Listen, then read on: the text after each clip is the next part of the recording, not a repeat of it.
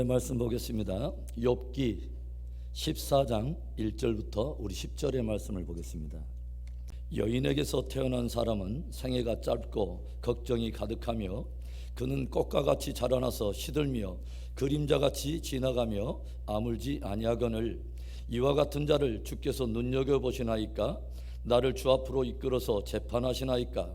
누가 깨끗한 것을 더러운 것 가운데서 낼 수 있으리까? 하나도 없나이다. 그의 날을 정하셨고 그의 달수도 주께 있으므로 그의 규례를 정하여 넘어가지 못하게 하셨사온즉 그에게서 눈을 돌이켜 그가 품꾼같이 그의 날을 마칠 때까지 그를 홀로 있게 하옵소서. 나무는 희망이 있나니 찍힐지라도 다시 um이 나서 연한 가지가 끊이지 아니하며 그 뿌리가 땅에서 늙고 줄기가 흙에서 죽을지라도 물기운에 um이 돋고 가지가 뻗어서 새로 심은 것과 같거니와 장정이라도 죽으면 소멸되나니 인생이 숨을 거두면 그가 어디 있느냐. 성경은 사람은 무엇인가 하는 인간의 실존에 대해서 모든 육체는 풀과 같고 그 모든 영광은 풀의 꽃과 같다라고 하는 의미심장한 말씀을 들려줍니다. 풀이 마르고 꽃이 시드는 것처럼 모든 인생도 세월의 흐름 따라 그렇게 마르고 사람들이 그렇게 추구하며 한때 누렸던 영광도 풀의 꽃과 같이 속히 배임을 받더라고 하는 것입니다. 활의 시위를 떠난 화살은 결코 돌아오는 법이 없는 것처럼 일단 우리에게 출발한 우리의 인생은 쏜살같이 지나가는 세월에 장사가 없다고 하는 것이죠. 그것이 곧 우리들의 인생이 아닐까 싶습니다. 그런가 하면 또 사람들은 인생을 일엽편주에 비유하여 또 이야기를 하죠. 일엽편주란 하나의 나뭇잎과 같은 작은 연약한 조각배를 말하는 것입니다. 말 그대로 바람 부는 대로 또 물결 이는 대로 그렇게 바다 위로 흘러가는 작은 배와 같은 것이 우리의 인생이라고 하는 것입니다. 잔잔한 바다에 사풍이라도 불면은 금세 바다는 거세게 풍랑이 일면서 그 위에 떠있는 모든 것들이 함께 총체적으로 흔들리게 되죠. 강풍이 일게 되면 걷잡을 수 없는 풍랑에 작은 배들이 속수무책으로 떠밀려 다닙니다. 일엽편주와 같은 우리들의 인생에는 이와 같이 끊임없이 크고 작은 고난과 시련의 파도가 밀려옵니다. 지난 몇 달 동안 우리는 새벽마다 욥기의 생명의 삶 큐티 순서를 따라서 욥기의 이 말씀을 나누었어요. 욥기를 읽다 보면 의로운 욥이 이해할 수 없는 그 고난당하는 것을 우리가 보면서 자칫 인생에 대한 깊은 허무감을 느끼게 되고 혹 성경이 우리들을 잘못된 인생관으로 비관적인 인생관으로 인도하는 것은 아닌가 하는 깊은 회의에 빠질 수도 있습니다. 어느 날 욥에게 찾아온 까닭 모를 고난은 정말 견디기 어려운 엄청난 수준의 고난이었습니다. 종들의 손에 맡겨서 기르던 약축대들이 하루아침에 대적들에 의해서 약탈을 당하게 되고 종들마저 다 죽임을 당하게 되죠. 그의 모든 소유를 하루아침에 다 잃어버린 거예요. 그리고 그 아픔이 채 가시기도 전에 10 자녀들이 함께 머물러 있는 그 집에 큰 대풍이 불더니 큰 대풍이 그 자녀들이 머물고 있는 집에 네 모퉁이 기둥을 치자 집이 무너지게 되면서 10 자녀를 하루아침에 잃어버렸습니다. 그러자 이 일로 인해서 그 아내마저 욥을 저주하면서 등지고 떠나가게 되고 급기야 몸에는 욕창까지 나게 되면서 그야말로 욥은 상상을 초월한 엄청난 고난을 겪게 되었다고 하는 거예요. 우리가 모르기는 해도 이 정도의 고난을 사람이 당하게 되면 웬만한 사람이라면 벌써 무엇인가 극단적인 결단을 내렸을 거예요. 웬만한 믿음의 사람들조차도 이 정도 고난이 찾아오면 하나님이고 신앙이고 또 믿음이고 이런 모든 것을 다 내팽개쳐버리고 하나님을 향해 쓴뿌리가 나서 하나님을 향해서 분노하며 하나님을 등지고 벌써 떠났을 거예요. 그런데 욥이 그 고난과 시련 속에서도 우리에게 보여주는 참 믿음의 정수가 어떤 고백이냐면 그 고난조차도 하나님의 주권하에 허락된 것임을 인정하면서 믿음으로 반응하며 승리했다고 하는 것입니다. 이 엄청난 상실과 고통을 만난 욥이 우리의 영혼에 들려주는 충격적인 그의 믿음의 고백이 이런 고백입니다. 욥기 1장 21절과 22절의 말씀에 이르되 내가 모태에서 알몸으로 나았사온즉 또한 알몸이 그리로 돌아가올지라 주신 이도 여호와시요 거두신 이도 여호와시오니 여호와 이름이 찬송을 받으실지니이다 하고 이 모든 일에 욥이 범죄하지 아니하고 하나님을 향하여 원망하지 아니하니라. 내가 모태로부터 나올 때도 가진 것이 하나도 없이 이 땅에 태어났기 때문에 또한 가진 것이 없이 빈손으로 돌아가게 된다고 하는 것입니다. 주신 자도 하나님이시요 취하신 분도 하나님이시기 때문에 여호와 이름이 찬송을 받으시는 것이 마땅하다는 것입니다. 욥의 진정한 성숙함은 이 고난조차도 하나님의 절대 주권과 절대 섭리 아래에 두고서 주신 하나님을 찬양할 뿐만 아니라 취하신 하나님을 찬양하고 있다고 하는 것이죠. 그 말이 무슨 말입니까? 처음부터 나의 것은 하나도 없었다고 하는 것입니다.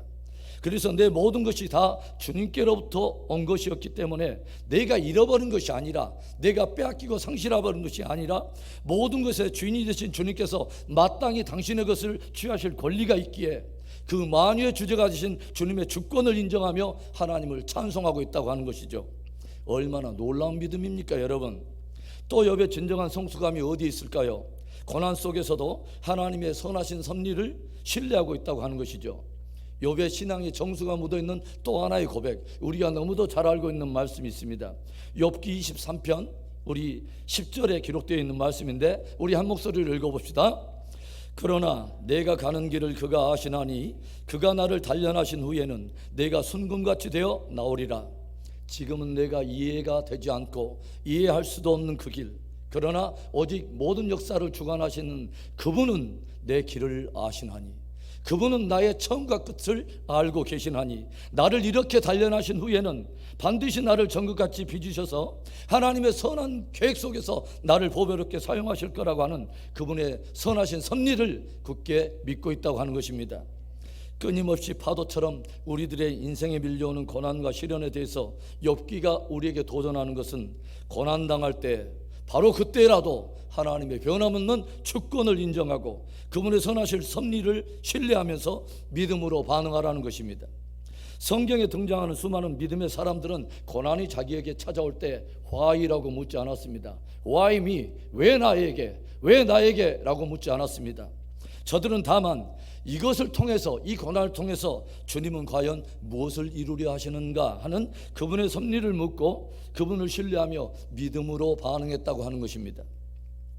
사랑하는 성도 여러분, 오늘도 혹시 까닭 없는, 아니 까닭 모를 고난과 시련을 지나고 계시는 분은 계시지 않습니까? 하나님의 주권을 찬양할 수 있기를 바랍니다. 하나님의 선하신 섭리를 신뢰할 수 있기를 바랍니다. 그분의 주권을 인정하기 때문에 진짜 그분의 선하신 섭리를 내가 믿기에 믿음으로 반응하며 끝까지 승리하는 복된 저와 여러분의 생애가 되기를 주의 이름으로 축원합니다.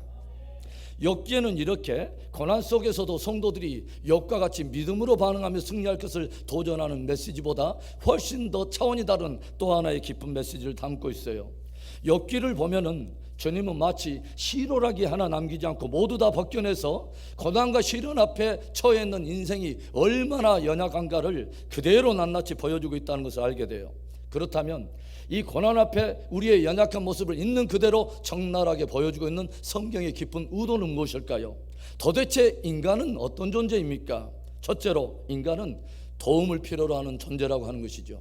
그래서 도움을 필요로 하는 존재라고 하는 것을 깊이 깨닫기를 원하고 있다고 하는 것입니다. 1절의 말씀, 여인에게서 태어난 사람은 생애가 짧고 걱정이 가득하며 여인에게서 태어난 모든 사람들은 그 사는 날이 짧은데도 불구하고 그 사는 날 대부분을 괴로움의 날들로 보내고 있다고 하는 것입니다. 본문에 걱정이 가득하며 라고 하는 부분을 영어로 보니까 full of trouble, 즉 문제로 가득 찬 인생이라는 것입니다. 모든 인생들에게 다 공통점이 있다면 누구에게나 다 문제가 있다고 하는 것입니다. 부한 사람은 부한 사람대로, 가난한 사람은 가난한 사람대로, 그리고 어른은 어른대로, 청년은 청년대로, 아이는 아이대로에, 그리고 남자는 남자대로, 여자는 여자대로 다 문제를 가지고 있다는 거예요. 짧은 인생에 끊임없이 찾아오는 여러 문제들로 고난과 고통을 겪어가며 살아가는 인간들이 자신의 유약한 실존을 직면하면서 정말 깨달아야 할 것은 뭐냐면 한마디로 그러기에 나는 도움을 필요로 하는 존재라고 하는 것입니다. 우리 모두가 진실로 겸손하게 깨달아야 할 사실이 바로 그것이에요. 도움이 없이는 나는 한순간도 살아갈 수 없는 연약한 존재라고 하는 것을 깊이 인정하는 것입니다. 성경이 끊임없이 우리들의 연약함을 드러내는 바로 그 깊은 이유가 바로 우리가 도움을 필요로 하는 그런 존재인 것을 끊임없이 드러내고자 하는 의도가 있다고 하는 것입니다. 그렇다면 여러분, 진정 자신의 연약한 실존을 깨달은 인간에게 있어서 참된 지혜란 무엇일까요? 우리의 진정한 도움 대신 하나님을 붙드는 것입니다. 진짜 우리를 도우실 수 있는 하나님을 붙들고 사는 것이 지혜라는 거예요.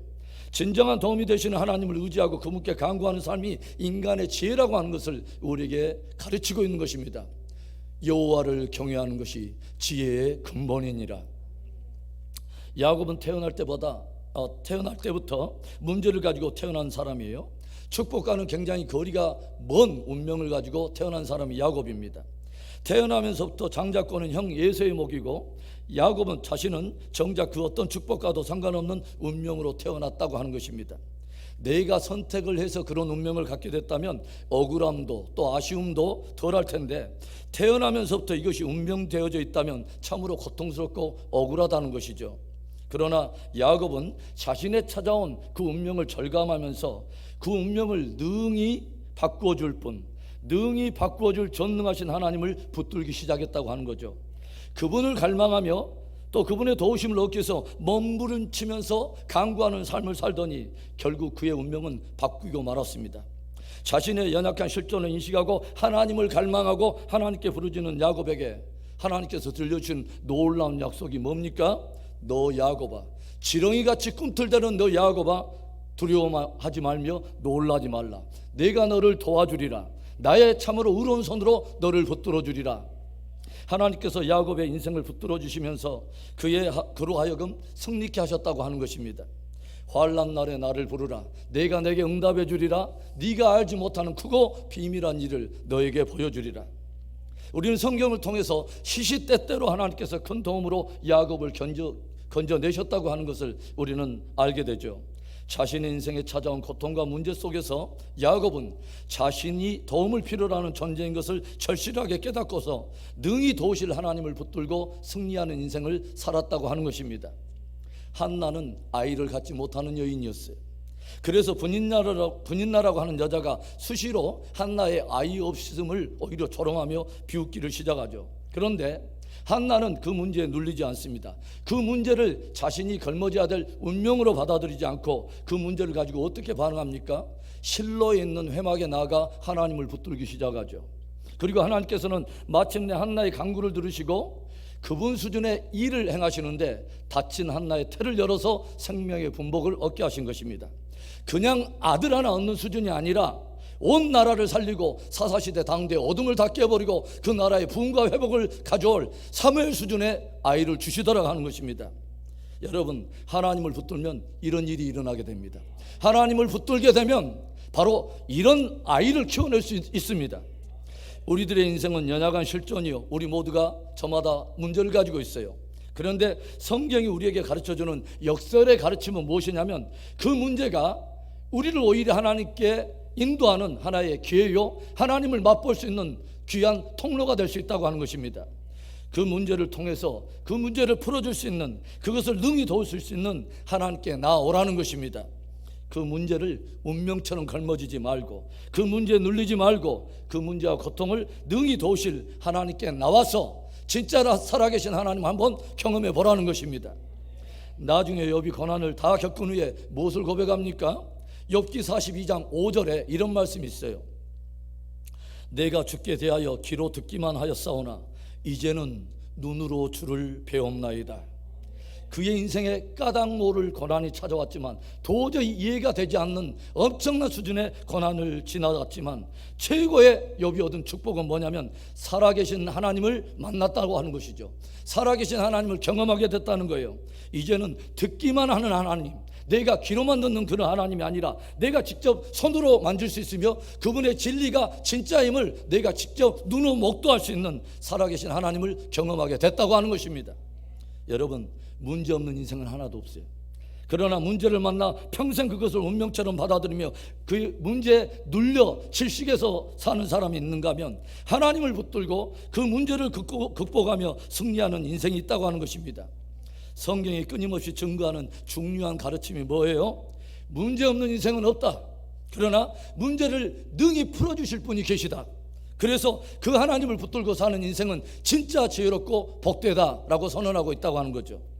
흉악히 귀신 들린 딸을 둔 이 어미, 얼마나 기구한 운명입니까? 그러나 그녀는 기구한 운명을 자신의 걸머야 될 그 고통으로 받아들이지 않았어요. 예수님께 나아가 그것을 구하며 해결을 받고 전혀 다른 희망의 새로운 삶을 살더라고 하는 것이죠. 혈루증을 앓던 여인이 예수님께 나아가 치유함을 받습니다.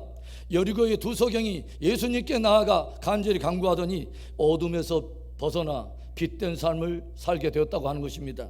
사랑하는 성도 여러분, 오늘 고난을 만났습니까? 문제가 있습니까? 그때가 바로 주님의 도우심을 구할 때입니다.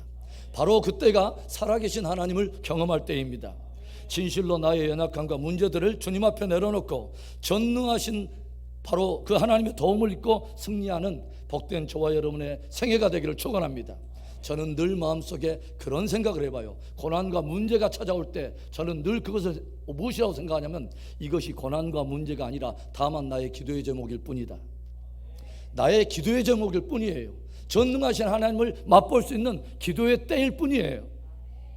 오늘 고난 앞에서 인간의 연약하고 유약한 실존을 보여주는 성경의 의도가 또 어디에 있을까요? 두 번째로, 인간은 영원한 구원을 필요로 하는 존재라고 하는 거예요.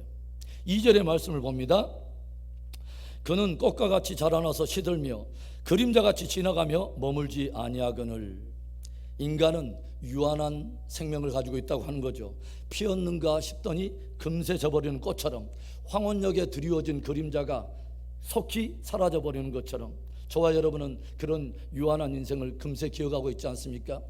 한국을 떠난 지 30년 만에 돌아왔는데 엊그제 내가 이곳에서 있었던 것 같은데 30년이라고 하는 세월이 훌쩍 지나가 버렸어요. 그래서 되돌아와서 보니까 제가 예전에 알고 있던 지인들의 머리에는 백발이, 흰눈이 가득 쌓여있는 것을 종종 제가 목격하게 돼요. 나무는 누군가에게 찍힐지라도 다시 찍혀진 그곳에서 um이 싹이 나고 또 가지가 나는데, 사람은 한번 죽으면 소멸돼서 이 땅에 다시 돌아올 수 없다고 하는 것이죠. 또 5절의 말씀에도 하나님께서 어떤 말씀을 주냐면 그 날을 정하셨고 그 달수도 죽게 있으니 그 제한을 정하여 넘어가지 못하게 하셨다고 하는 기이한 말씀을 들려주세요. 수많은 인생들이 한때는 혈기방장한 젊음을 자랑하고 그렇게 힘있게 살아가지만 주님께서 인생들에게 정하신 경계를 넘지 못하고 다 인생의 수완을 누리고 유한한 존재로 끝이 난다고 하는 것이죠. 그렇다면 성경이 이런 유한한 우리의 유약한 실존을 드러내는 그 깊은 의도가 뭘까요, 여러분? 그것은 우리 모두는 그러기 때문에 영원한 생명, 영원한 구원을 필요로 한다는 것입니다. 전도서에 보면 한 나라의 왕으로서 모든 것을 다 누려보고 다 소유해 보았던 솔로몬이 자기 인생을 뒤돌아보며 고백하고 있는 허탄한 그 고백이 무엇입니까? 해 아래서 사람들이 구하는 모든 것이 헛되고 헛되니 헛되고 헛되도다. 공허하다는 것이죠. 영어 단어 meaningless, 의미가 없다는 것입니다. 왜 해 아래서 인생들이 구하는 모든 것이 다 헛되고 헛되게 돌아갈 수밖에 없을까요? 죽음이라고 하는 모든 인생들 앞에 놓여있는 장벽 때문에 그렇습니다. 그래서 유한한 인생의 실존을 드러내고 있는 성경의 깊은 의도는 뭐냐면 우리 모두는 영원한 생명과 영원한 구원을 필요로 하는 존재라고 하는 것을 깊이 알게 함으로써 이 영원에 대한 구원의 문제에 직면하게 하려고 하는 것이 성경의 의도라는 것입니다. 전도서 3장 11절 상반절에 이런 말씀이 있어요.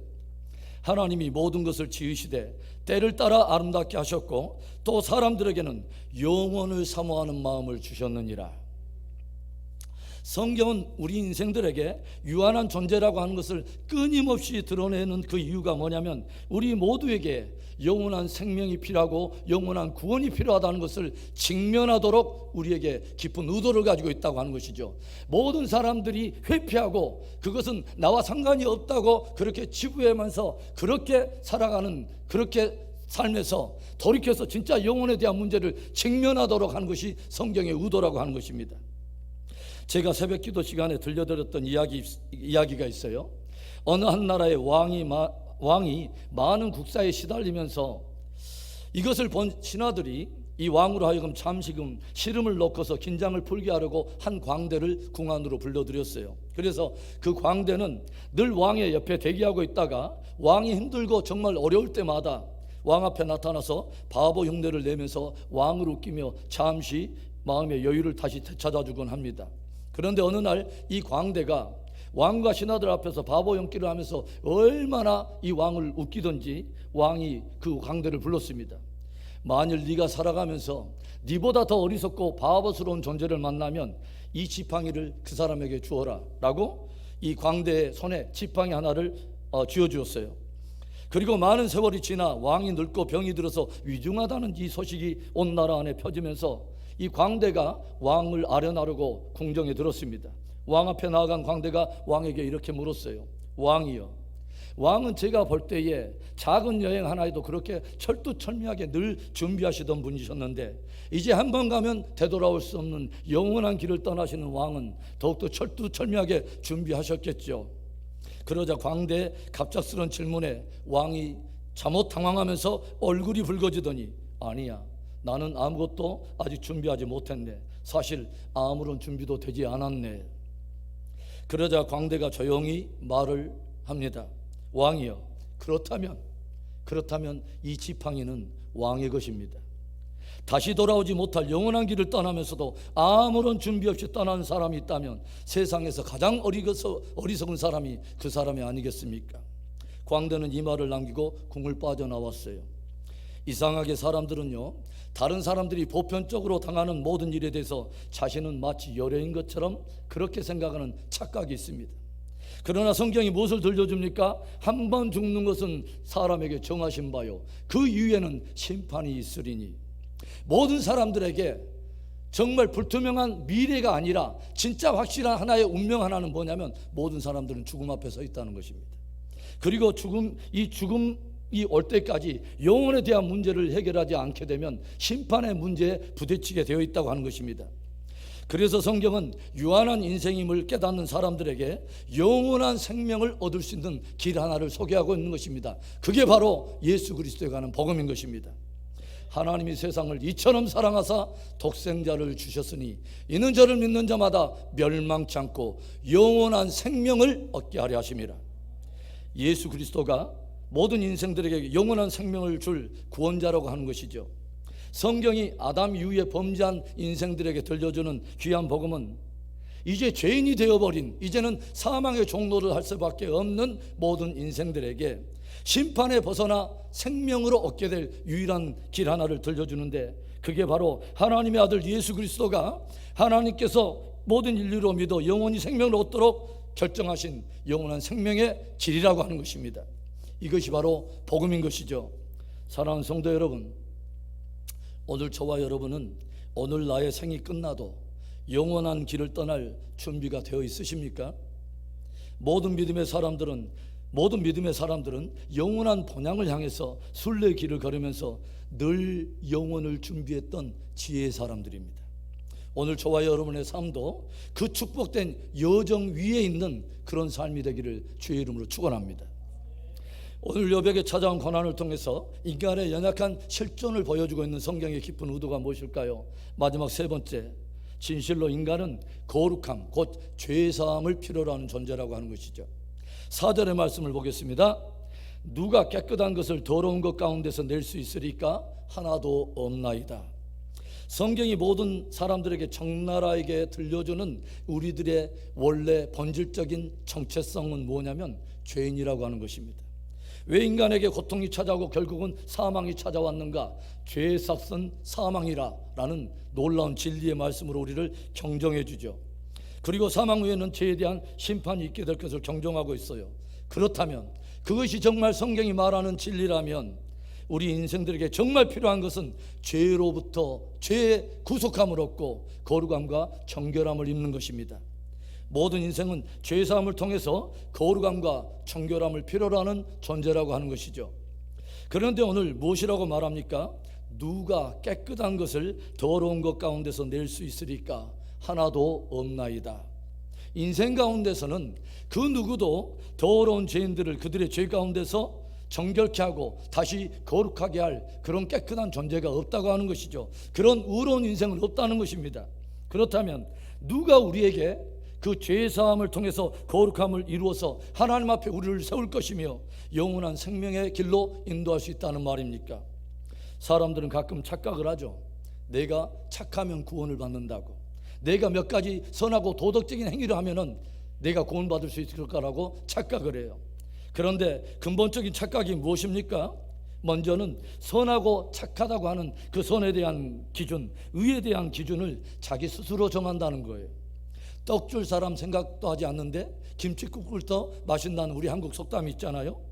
저들이 하나님 앞에 어느 정도의 죄인인지를 모르는 것입니다. 하나님 앞에 그 거룩함 앞에서 내 영적 상태가 어떤 정도의 상태를 모르기 때문에 하나님이 죄인의 구원을 위해서 정하시는 그분의 의의 수준을 모르고 늘 그 수준을 자기가 정한다고 하는 것입니다. 사도 바울은 유대교의 정통한 자요 율법으로는 바리새인이요 가말리엘 문화생이었어요. 의를 추구하는 사람이었기 때문에 율법의 의로서는 자기 스스로 흠잡을 데가 없다고 스스로 자부를 하고 있었기 때문에 자기의 구원에 대해서 굳게 확신하고 있는 사람이었어요. 적어도 다메섹 동산에서 부활의 예수 그리스도를 만나기 전까지는 말입니다. 그러나 다메섹으로 들어가는 길목에서 하늘의 큰 빛 가운데서 그를 부르시는 부활하신 예수 그리스도의 음성을 듣게 되죠. 그러면서 자기가 가지고 있는 선과 의에 대한 기준, 도덕적 체계와 종교적 신념이 다 깨져버렸습니다. 그리고 그런 것을 근거로 확신했던 모든 구원에 대한 왜곡된 신념들이 다 무너지고 말았습니다. 그리고 사도 바울이 뼈저리게 절실하게 깨달은 것 하나가 뭐냐면 예수가 하나님의 아들이요 그리스도라고 하는 사실입니다. 하나님의 아들만이 하나님의 모든 죄인된 인간들 구원하기 위해 정하신 유일한 구원자라고 하는 사실을 깊이 깨닫게 된 것입니다. 오직 하나님이 구원자로 정하신 예수 그리스도를 믿는 것이 하나님이 우리에게 요구하는 유일한 의의 기준이라고 하는 것을 깨닫게 되었다고 하는 것이죠. 하나님이 요구하는 의의 수준이 석가나 마호메트 정도로 될 문제가 아니라는 거죠. 하나님의 아들이신 예수 그리스도 한 분밖에 없다고 하는 것입니다. 선행이나 도덕이 아니라 인간이 만들어낸 철학이나 종교가 아니라 오직 모든 죄인의 구속을 위해서 십자가 위에서 희생을 치르신 예수 그리스도 한 분만이 모든 인생을 저들의 죄 가운데서 저들을 정결케 하고 거룩함을 가져올 유일한 구원자가 되신다고 하는 것을 뼈저리게 절실하게 깨닫게 되었다고 하는 것입니다. 절대적으로 내가 하나님 앞에 죄인이라고 하는 사실을 깨닫고 구원이 사람에게서 날 수 없고 나지 않음을 깨닫기에 하나님 앞에 절실하게 하나님의 긍휼을 바라는 사람, 바로 그 사람이 하나님이 정하신 죄인을 구원을 얻도록 하신 그 은혜의 선물을 받게 된다고 하는 것입니다. 하나님은 오직 아들이신 예수 그리스도의 십자가의 사랑을 영접하고 받아들이는 자에게 인생의 의가 아닌 이제는 하나님의 의로서 정결하게 하고 거룩하게 하여 구원을 허락하셨다고 하는 것입니다. 그래서 고린도전서 1장 30절에는 이런 주옥과 같은 복음이 기록되어 있어요. 너희는 하나님으로부터 나서 그리스도 예수 안에 있고 예수는 하나님으로부터 나와서 우리에게 지혜와 의로움과 거룩함과 구원함이 되셨으니 예수 그리스도는 하나님께로부터 오셔서 믿는 우리들의 지혜와 의로움과 거룩함과 구속함이 되셨다고 하는 것입니다. 그래서 예수 그리스도 안에 있는 자에게는 예수 그리스도의 거룩함과 정결함의 능력이 미친다고 하는 것이죠. 사랑하는 성도 여러분, 인생이 어떤 존재입니까? 인간이 무엇입니까? 끊임없이 문제와 여러 고난 앞에 놓여 있는 우리 인생은 진짜 도움을 필요로 하는 존재입니다. 인생이 뭐예요? 풀과 같이 속히 배임받을 수밖에 없는 우리 인생은 진짜 영원한 구원, 영원한 생명을 필요로 하는 존재인 것입니다. 그리고 죄로 심판받을 수밖에 없는 우리 인간은 진짜 거룩함과 죄사함을 절대적으로 필요로 하는 존재라고 하는 것입니다. 오늘도 우리의 진짜 도움이 되신 주님, 그리고 영원한 구원자 되신 주님, 모든 죄값을 지불하시고 죄를 사하시며 우리를 거룩히 하시는 주님을 붙들고 순례의 여정을 걸으며 주님 다시 오시는 날까지 우리가 신앙 승리할 수 있는 복된 저와 여러분의 생애와 믿음이 되기를 주님의 이름으로 축원합니다.